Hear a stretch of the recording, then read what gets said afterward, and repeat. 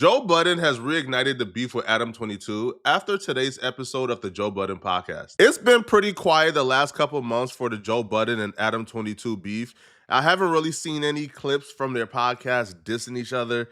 We haven't really seen any type of big moments or real big progression in their beef. That's until today. On today's episode, Joe Budden capitalized off quite possibly the best gift he would get all year, and that's the announcement from Adam22 that No Jumper is going broke. So there's something that I've been hiding from you guys. No Jumper is going broke. I know that might sound crazy. Between both of our YouTube channels last month, we got over 25 million views. We're doing well on Facebook and Snapchat. We employ quite a few of the hottest content creators on the West Coast, and we pump out an insane amount of content on a weekly basis. How could we be going broke? Well, let's start here. We expanded too much during COVID at just about the exact moment that our revenue streams all took a hit. We hired a whole bunch of editors and other employees, and we bought a huge office building that cost us almost $4 million, thinking that the growth that we were experiencing during the pandemic was going to continue. And unfortunately, that did not happen. Our YouTube numbers, which had doubled or even tripled, gradually returned to normal. Our Snapchat and Facebook numbers, which had exploded during COVID, sometimes even hitting 6 figures a month, shrank by about 80% or more. Our Patreon, which was absolutely killing it for a year or two when we were doing uncensored, aka nude interviews with up-and-coming superstars like Kazumi and Sky Bree, fell off quite a bit with the launch of Plug Talk and a decreased interest in seeing us interview stars. Joe Budden was praise dancing listening to this, man. Joe Budden couldn't believe his ears, bruh. Joe Budden finally felt vindicated because when Joe Budden and Adam22 sat down, Joe Budden fans went against them. They thought that Adam22 washed Joe Budden. They felt like Joe Budden and his crew was too emotional. And the fans was using the money argument to pretty much tell Joe Budden, stop hating. Adam is rich. His methods is working. You just hating because you don't got as much money as Adam.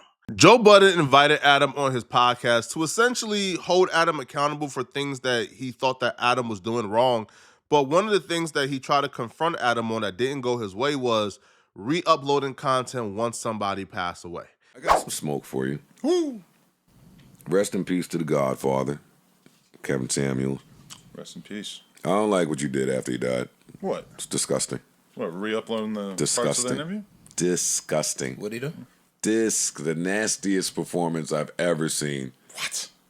Why do y'all do that? It's an insane position for somebody in media to hold. Please. What is your job as a content creator? Your job is to make content and get that content out to the people who want to see it. False. Somebody dies, there is a huge demand for that content. You re-upload it. People see it on their subscription feed. They click on it because this is a very talked about thing. People are Nasty. literally mourning I can't him. even listen to this. What is the part? That is disgusting. Give me a coherent argument against re-uploading content when that person is extremely newsworthy. On average, the average hip-hop fan is probably more pro Joe Budden than they are Adam22 for a multitude of reasons. I think one factor is Adam is white and they feel like Adam is a stranger.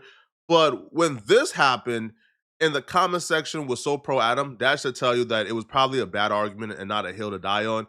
You know, the comments saying Joe being a morality police is wild. The crazy part is the No Jumper interview with Kevin Samuels was positive. Joe thought he had Adam under pressure, but Adam actually held his ground quite strongly here. Completely agree with Adam. These dudes are reaching. Joe Budden and Adam beef started way before this. This was just like the icing on the cake of, yeah, we don't get along. We're going to stay in our own corners and just diss each other. Because the last time I felt like Joe Budden and Adam was on good terms, Adam felt like Joe Budden betrayed him. Because when Adam was going through that entire cancellation, Joe Budden convinced Adam to do the first interview on some type of radio program Joe Budden was doing at the time, you know, like online radio. And he felt like Joe Budden sort of backdoored him, sort of, you know, caught him off guard and pressed him instead of being a safe haven for him. And Adam just always took that with him. And this is not a one-sided thing. Whenever Adam gets a chance to go off on Joe Budden or to make him look bad, Adam takes the opportunity too. Man, I got the podcast game on my back right now. Joe Budden had Tasha K come all the way out to Jersey and do a multiple-hour interview. She was happy about it when I seen her, and he's not dropping it. He's scared to death of Cardi B. Scared to death of Offset. He don't want to have another run-in in the mall with the QC goons like he did. Remember, Everyday Struggle was actually really entertaining before QC told him that he wasn't allowed to talk about their artists anymore. And that's when you saw him really simmer down, brought the temperature down a whole lot. But, I mean, if you're Tasha K and you went all the way to Jersey to do an interview that when I talked to her, she was real happy about the interview, and he's not dropping it because he's scared of Cardi B, like, what kind of shit is that? That's not why I got in the podcast game. I didn't get in the podcast game to be running around acting like a hoe. Hoe Budden, you acting like a hoe, and nobody respects it. Your fans are losing interest. I've seen another clip, and Joe Budden does indeed play this clip as a reminder, where Adam22 did an Instagram story where he said that him, DJ Academics, and Vlad TV are the big three, and Joe Budden is too broke to fit in that big three. Joe didn't forget those words. So when Joe heard the announcement that No Jumper was on the rocks or struggling, Joe did a praise dance, man, thanking God for this blessing. Because when he walked to that podcast, bruh, it felt like they were celebrating a new podcast deal, bruh. That's how happy they were. So Joe Budden started off damn near celebrating, right? Playing praise and worship, sounding the horn. You would think that somebody just got married or something, man. The way Joe Budden was celebrating the No Jumper news. Our good brother Adam22 recently put out a video. We had Adam22 on our show somewhere in 2021, 2022, somewhere around there. Yeah. At Parks's. We pressed him a little bit, got a lot of backlash from the audience, left it alone. Time will tell. God don't play about me. You know what I mean? Hey, there's opinions, there's internet fodder, and then this what happens when God starts just making shit happen. These fall flat on concrete every time. It never fails. And I don't want to even talk about Adam too much. I want to talk about all of the Adam cheerleaders that had their pom-poms out a few years ago telling me about all the money that Adam made. Oh, yeah. It was a bunch of y'all. Remember, they had a list. A list went out. A list was out. Yeah, I'll be trying to tell y'all, man, podcasting is the new streets. Usually when we hear condemnation this strong, it usually comes from a beef that's so serious as in the streets. Now podcasting beefs is just as serious. When Joe Budden says God don't play about me, God spun the block on my behalf, that would assume that their beef has gotten to a point where it's beyond podcasting, that Adam has done something to him so treacherous that he feels a hatred in his heart for Adam. Now, I do know Joe Budden did have an issue with No Jumper covering some lady, who claimed Joe Budden put hands on her, and she was showing pictures, and, and like we covered it. So Joe Budden, I guess that's what he's referring to when he says God don't play about me. But I feel like this is sort of being overstated. Bro, Adam, for the most part, don't have a money issue. I just know from me asking how much Adam made off of the Lena tape and how much he makes off of Plug Talk and other things, bro. Adam don't have a money issue. But No Jumper as a business, No Jumper paying multiple people the operation, he's saying, listen, we're getting to a point where it's about to be an L. So the L hasn't come yet. He's just saying the L looks like it's coming, and we got to do things to prevent it. Now, Joe Budden will say, even though he's celebrating on Adam's downfall, they don't have no issues. And he will even reveal that Adam actually hit him up to do a podcast when he got to New York, but he dubbed it because he didn't want to sit down with Adam again. But anyway, Adam has put out a clip. And this is like friendly smoke. This ain't real smoke. Because I hate to see... Nah, that's a lie. Let me not lie. Let me not lie. I don't hate to see it. I thought he was trolling. That's not true. Honestly. I thought some April Fool's shit. Well, let me be clear. Adam ain't broke. I'm just having fun with one of the people that I like to have fun with when they hit their head. There's not a real beef. Actually, Adam hit me when he was in New York to say, hey, me and Wack is in town. Maybe we'll come through and chop it up. I dubbed it, but there's no beef about it. So Adam put out a clip talking about how he's closing No Jumper, which, again, I don't think Adam is far from broke. He's just doing some rebranding, finagling, and moving some monies around because his lawsuit's happening. Yeah. The feds was just at my door. Social media has completely rewired how humans interact with each other. And this right here is one of the examples. If I would have played you this clip, let's say 20 years ago, and I say person A is saying this about person B when they're going through a hard time, you would say, oh, he must hate him. Oh, they hate each other. But because of online, I guess like how online has pretty much changed our personalities. You could do this as a content creator and it still be all love, right? You just it's for the sport of it, right? It's for the love of the game. Now, Joe would actually touch on why he believes or how he believed it was not just a simple mistake, but it was actually a really dumb mistake to not see that the pandemic views and the pandemic attention was not going to last. Because Adam will say that when the pandemic came, the views was so up here that he felt like he could afford a $5 million building. But after the pandemic and the views came down, that's when he realized he made a mistake. Joe is saying that's a mistake that any smart person wouldn't make. Why would you think that, Adam? Or anybody for that matter? This is the same thing I told the stupid Clubhouse people. A lot of people got gassed during the pandemic. They did. Yo, a lot of people thought it was up. Some of y'all Forever. was smelling y'all own too much. Why would you think that things would continue that way once people were allowed to be outside?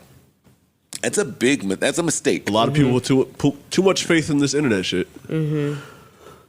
So in 2020 or 2021, it did take a lot of discipline to say, whatever I made this year, I may not make it or yeah. the year following that. This may be a peak or a spike right now. or the year after next, or people just didn't plan that way.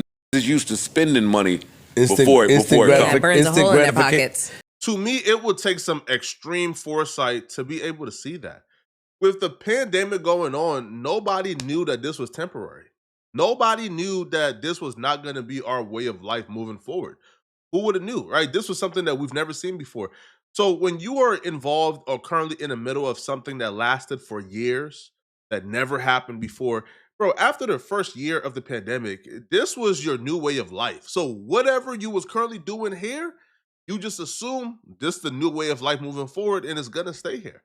So unless you have, I guess, like a crystal ball, you probably wouldn't have predicted that the numbers would have went down and things would have gotten better. Because at that particular time, bro, you turn on the news, it was like doomsday, right? It was nothing but bad news about our future. So, nah, I don't think I can blame him for not seeing the foresight, all right? Now, Joe also said something in this clip very profound that I really, really want y'all to hear. Because this is some really good game. Like, really great game. After I heard this, I'm now changing up my entire game plan moving forward. All right? Like, I have a podcast that's launching soon. I really took this advice to heart. So I want y'all to hear this. We started talking about the Snapchat and YouTube and Instagram checks. Yo, I check out when niggas start talking like that too. We've built this thing in a way where the paranoia and trauma from leaving our fate in somebody's hands won't allow us to leave it in somebody's hands. So clap to you if you're leaving it in somebody's hands and it's going great for you. But one day Facebook wake up and say, hey, our Metavision shit, we're not doing it no more. That money you was making is out of here. You're done. We're finished. One day YouTube wake up and say, hey, you're not in our little creator fund program where we're sending shit your way. You're done. We're not even putting you in the algorithm. One day Snapchat, TikTok, one day they all wake up and say, you can't plan that way. That's true. It's tough to look the fucking estate people in the face, the tax people in the face and say, hey, I don't know that I'll make that next year. I don't know that 5 years from now, these companies will still hold me in such high regard. They leave fast. I really hope y'all held on to every word Joe just said. Because this right here to me will probably be the difference between the content creators who you see still doing content in 5 to 10 years and the content creators who are not doing content in 5 to 10 years. When we put our lives on YouTube, on Instagram, on these platforms, man, and to think that they can just take it away like this is absurd. So what Joe is speaking towards is building a direct-to-consumer model, taking away the middlemen like YouTube, et cetera, right? Now, Joe got a deal with Patreon to where Joe is actually like creative director, so he's actually on Patreon, but in terms of being paid, right? Joe is saying, yo, have the consumers pay you directly, right? Instead of getting paid off of ad revenue, have them give you their $5 a month. Instead of taking the money from, let's say, the Snapchat show, have your own website and have them pay you directly for your shorts. And to me, that's a model that makes sense. And essentially, what Joe is saying is use this YouTube, use the Snapchat, use the Instagram, use the algorithm essentially as ads. Use it as ads, but the ads should be for something that you own, something that directs back to you, something that's consistent that you can rely on. And to me, this is really great, man. So, I'm definitely taking this advice moving forward with my personal affairs. I hope y'all take it too, okay? But y'all let me know in the comment section, what do you guys think about this, man? All right, do you guys feel like Joe Budden was too hard on Adam, man? Do you guys feel like No Jumper is really going broke, or is it a play? But if you're still watching, click on this video here somewhere on my screen to find out why this street interviewer was beaten and assaulted and attacked for asking this particular question. Find out what question she asked that got her beaten and attacked on the street. I'm going to see you guys in this video somewhere on my screen. I'm out of here, folks. Peace.